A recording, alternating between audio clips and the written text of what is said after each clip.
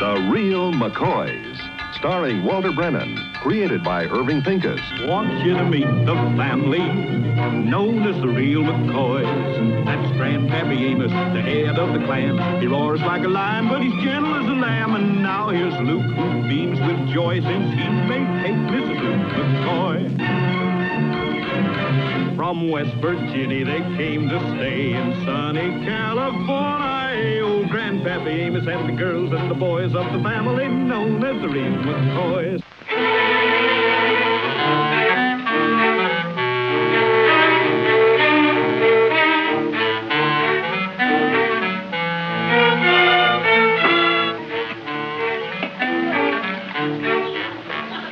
I tell you, Grandpa, for the 10th time, it will not work. Why don't we pay the money and get some gasoline? I ain't giving up without a fight. All we need is the right combination. 30 cents a gallon. What do they think we are, millionaires? All this to save 30 cents? Ain't you got no principles, eh, tall Pepina? Come on, start her up now.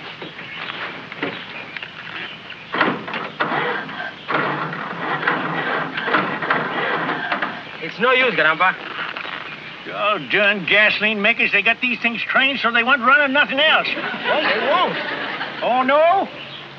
Back in West Virginia, during the war, when gasoline was hard to come by, old Les Parker, he run his on about anything. He started out with kerosene. He run out of that, he used rubbing alcohol. He run out of that, he put in corn liquor. Corn liquor? Yeah, he poured some in himself and some in the engine. Both of them was raring to go. All you need is something to explode, you know. There ain't nothing blows up any better than a jug of good old West Virginia moon. You say, how long has that apple cider been over in the barn there? Almost 6 weeks. 6 weeks. By jingles, that ought to be just about right. Go get her. Oh, Grandpa, you're not gonna... Don't argue. Go get her. All right. Thank you, Mrs. Strickland. Oh, yes. Hello, Grandpa. Hey, Hassie. Hello, Mr. McCoy. Hello, Kate. How are you? Fine. Thanks for bringing them home. Oh, that's nice. Can you stay a little while with us and have something cool to drink, maybe? Well, I would like a glass of water. Come on inside. I'll be right back, boys. Now, don't leave the car. Grandpa, I have a great idea. You put the cider in me, and I push the car. Oh. I still do not see how it will make the engine work. Oh, hogwash. If it's good for a human, it's good for an engine. Boy, this ought to be just a ticket. What a waste of good liquor. All right, turn her over now. Calling all cars, calling all cars. Be on the lookout for a drunken jalopy. That is all. You're funny enough to be out of work. Now turn her over. Get back, you kids. Come on now. Come on, you cider. Come on, cider. Give them spark plugs what for. You hear that noise?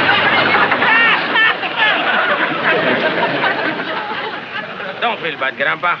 For 1 minute there, you have Mr. Old Company shaking on his boots. Say, Peppino, you got any more of that hair oil your girl give you for Christmas? Oh, Grandpa. Well, all right. Come on over to the barn. We see if we can find something else. That dumb hillbilly. Who you call a dumb hillbilly? The McCoys, that's who. You say that one more time to me, I'm gonna kill you.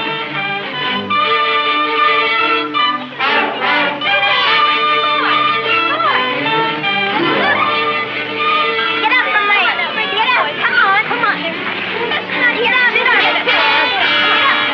Nothing sorry about this. Tony Strickland, Mike Davis, I'm ashamed of you. Get in the car. Little Indians. Oh, I'm sorry, Kate. I'm ashamed of you. I'm gonna get you. Now, I'll get you at school tomorrow. You gonna show her your report card? Why don't you keep quiet? What about you? What's this about a report card? Nothing. Well, come on, let's see it. Oh, I didn't get no report card. Now, little Luke, come on, let's see it. I didn't. Come on. What's this? I wonder how that got there. Little Luke, this is awful.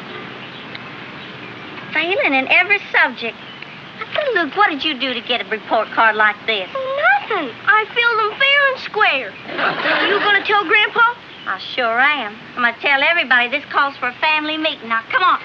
Grandpa, get Luke Luke and come on in the house. We got some talking to do. Go on. You mean to tell us you got no explanation for these bad marks? I know why. He spends so much time fighting, he ain't got no time to pay no mind to his studies. Big mouth. I might have known. I don't fight. I'd like to know what you call that you was doing outside there. You wouldn't even hardly call that a fight. Now, come on, little Luke, out with it. What was it you was fighting about? Nothing. Now, hold on, little Luke. Fights don't start over nothing. You just go ahead and tell us what it is. I don't want to say. It ain't no crime to fight. You got a reason for it. It ain't? No. Now, come on, tell Grandpa. I promise I ain't gonna get mad at you. Well, they keep on calling us dumb hillbillies, making fun of us McCoys. They even say that Grandpa don't even change his socks. What scallywag said that? Did you whoop him? Grandpa, fighting never solved nothing. Come on now, son, out with it. Did you whoop him? I can't, Grandpa. There's 6 of them. Oh, ganged up on you, huh? Well, I just guess I'll have to learn him the McCoy mule punch. Now, watch this. You take him like that. Now, Grandpa, no, that's all wrong. Oh, so the other hand, is it? Oh, no, Grandpa's right. Go ahead, Grandpa. Grandpa, I wasn't talking about fighting. I was talking about learning. Luke, are you going to sit there and let that woman of yours make a sissy out of your little brother, or are you going to send her back to the kitchen stove where she belongs and leave the thinking to us men? After all, Kate, if you let Grandpa teach little Luke how to whip them kids real fast, he'll just get back to his schoolwork that much sooner. Oh, that's right, Luke. Now, how does that McCoy mule punch work, Grandpa? Now, I've heard just about enough of this fight talk, and I mean it. Little Luke, all along you've been telling me how good you was doing. Aren't you ashamed of yourself? Oh, now, don't be picking on the boy, Kate. Sure, it ain't his fault. It's the way that they're learning them in them schools. Take a little kid like him and sit him down and cram his little head full of stuff about foreign countries. 9 times out of 10, the chances is he's going to live right here. What Grandpa says makes a lot of sense, Kate. I think there's such a thing as giving kids too much education. Well, I didn't get past the 3rd grade myself. Look at me.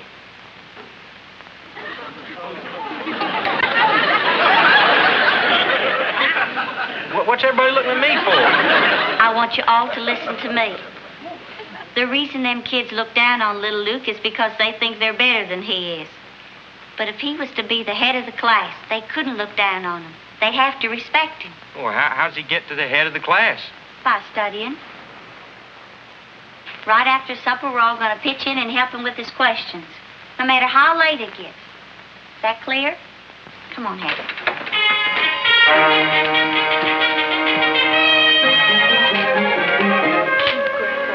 I wouldn't let her talk to me that way.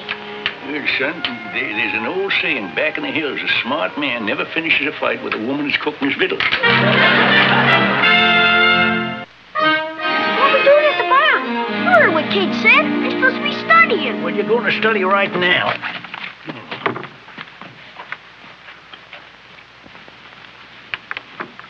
Now I'm going to learn you what counts. First off, we get rid of this. Well, Grandpa! I'm going to learn you the McCoy mule punch. The McCoy mule punch? What about Kate? What about Kate? Well, you said that a smart man never fights with the woman that's cooking his victuals. Well, we done had the victuals. They're in here now. Now that we're all folded up, why, we're going to do as we all done please. Gee, Grandpa, you're smart. Well, there's a lot more up here than just a fuzz. Now, the first thing to learn about fighting is footwork, see? You just... See, you keep your heels up off the floor. So you dance around like... But you gotta look out for your sciatic. Well, I ain't got one, Grandpa. Well, never mind that now. Get up there in the bale. Now put your hands up like Grandpa. Get them up right now, like Grandpa, see? Now watch Grandpa no jabbing. Don't do no jabbing. See? Just like this. Now pull it out. Now you pull it way back. Hello, Kate. Just helping the boy with his lessons. That's the Statue of Liberty. You see, the right hand up and the left one down to the arm. Yeah, I guess it's good for boys to learn them things, you know. You had to bring them out to the barn to teach them about the Statue of Liberty. Well, yeah, there's lots of spies around trying to find out things about our country. Well, I guess that's enough for now, little Luke. We're going to the house for the rest of the lessons. Come out to fetch the eggs in, did you?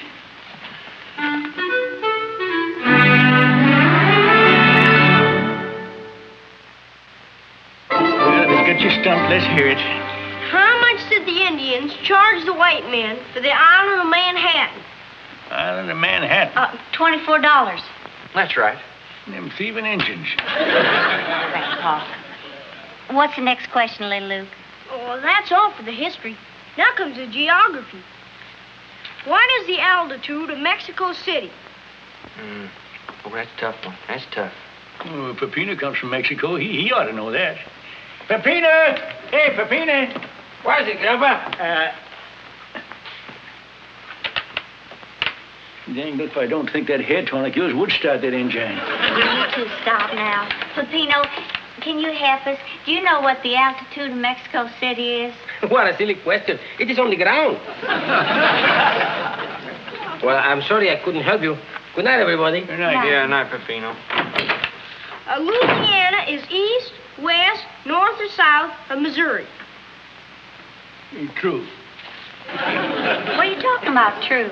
Well, it is east, west, north, or south, unless there's some newfangled direction. Don't pay him no mind. Now, let's go on. Yeah, where was we? Louisiana is east, west, north, or south of Missouri. Oh, yeah. Now, let's see now. When we come out here from West Virginia, we went through Louisiana before we come to Missouri. In a pig's eye, we did. We went through Missouri first. Oh, no, we didn't. Don't you remember? It was in Louisiana where you told that cook at the lunch counter his food tasted like pig slop, and it was in Missouri where the doctor said you could take the bandages off them hot coffee burns. You got the whole thing front backwards.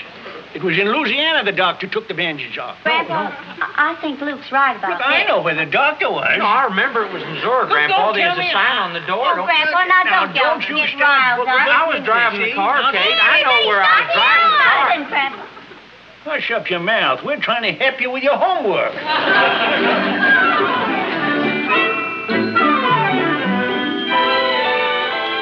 loves me. She loves me not. She loves me. She loves me not. She loves me. She loves me not. That cracker sure knows my Conchita. What's the matter, Peppino? Ain't your romance with Conchita going smooth? Nah. She doesn't like to marry me because I'm too short. She likes tall men. She's so stupid. Well, she likes tall men. How come she goes out with you? She's waiting. For what? I told her I'm still growing. So dumb. Peppino, you're a caution. Yeah, ain't no flies on him. There's no getting around it. I'm pretty cute. Yeah. Well, let's get back to work. Good victuals, Kate. Yeah. Thanks, Grandpa.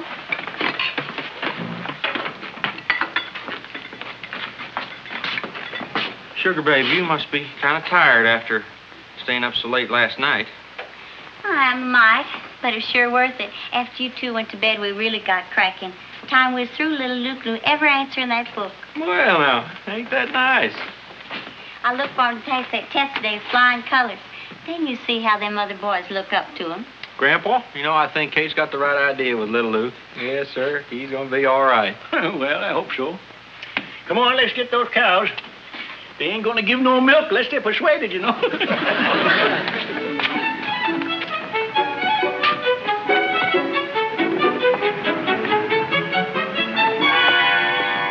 Little Luke!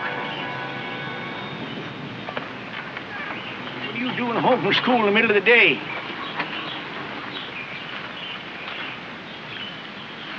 Where'd you get that? Hey, you've been fighting, ain't you? And here Kate took all that time to help you so you'd do good in your test. Well, I did do good on my test. In fact, I got the best mark in the whole class. Learning was going to do it, huh? It was going to look up to him and respect him. Well, did you make them respect you? How many did you whip? None of them. None of them? You didn't fight back? Well, I can't, Grandpa. I gave Kate my promise I wouldn't fight. You see what that woman of yours done? Making that little boy make that promise? Well, I just hope there's a heavy fog up there so my pappy can't see what's happening to us McCoys. You can just forget that promise, son. Don't make no difference, Grandpa. I'm not going back to that old school. Oh, yes, you are. No McCoy never ran away from a fight. You're going to go back there and you're going to tear into that gang. But I can't, Grandpa. There's 10 of them today. I only have 1 arm left. I don't care how many there is. I'll go along with you to see that they don't jump you all at once.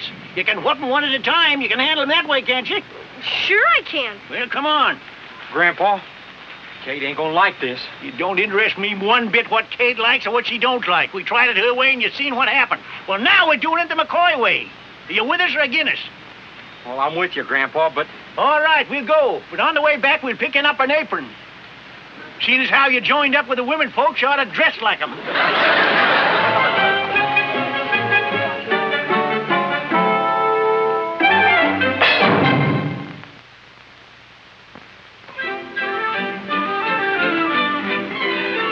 Well, there you are, little Luke. Pick yourself out one and go to whack it away. Tony Strickland first. He's the one who started it all. And then those 2 over there. Yeah, that's enough for a starter.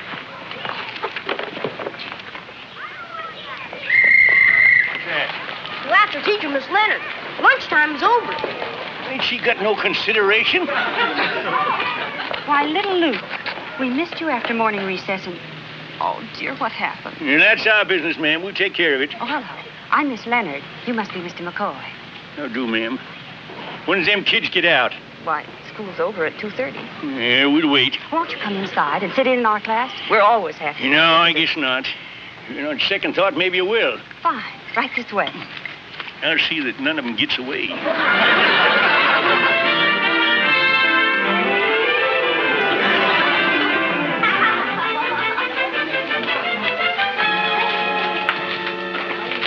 Children, we have a visitor today. Mr. McCoy. Just take a seat over there, if you please. Attention, please.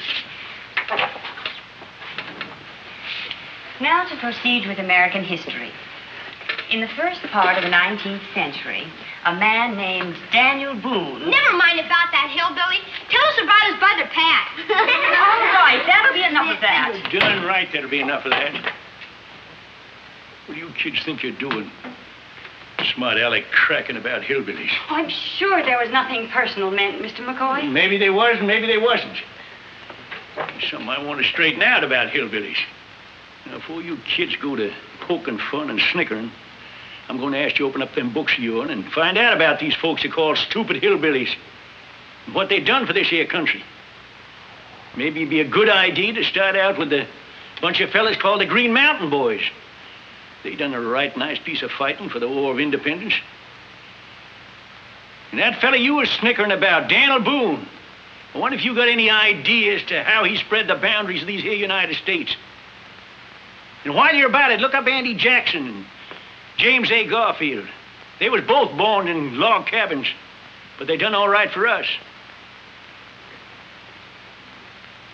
While we're talking about these men, there's one fella I'd like to say a word about. It's Hezekiah McCoy. I'm rightly proud of him because he was one of my kinfolk. Fought clear through the Mexican War with Zachary Taylor, and then come to California and helped to settle it so as it could become part of the United States. Just think of that. A dumb hillbilly settling the land we're living on right now. But if you want to go ahead and laugh at folks because they talk a little different and dress a little different, you think it's all right because you was lucky enough to be born in a house with lace curtains on the windows? Why, go right ahead. But I'll tell you one thing. I'm rightly sorry for you. Come on, little Luke. They ain't worth fighting.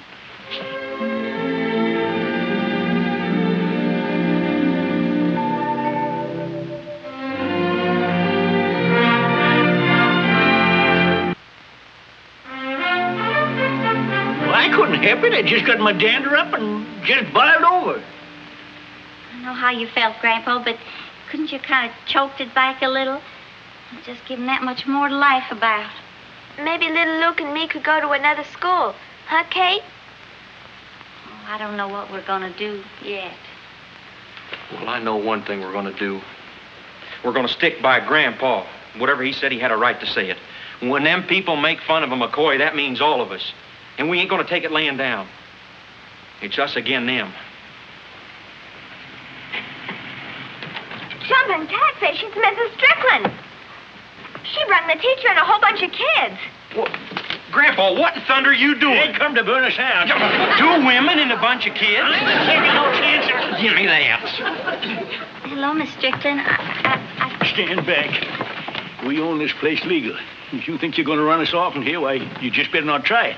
On the contrary, Mr. McCoy, we came here to say how proud we are to have you and your family as members of our community.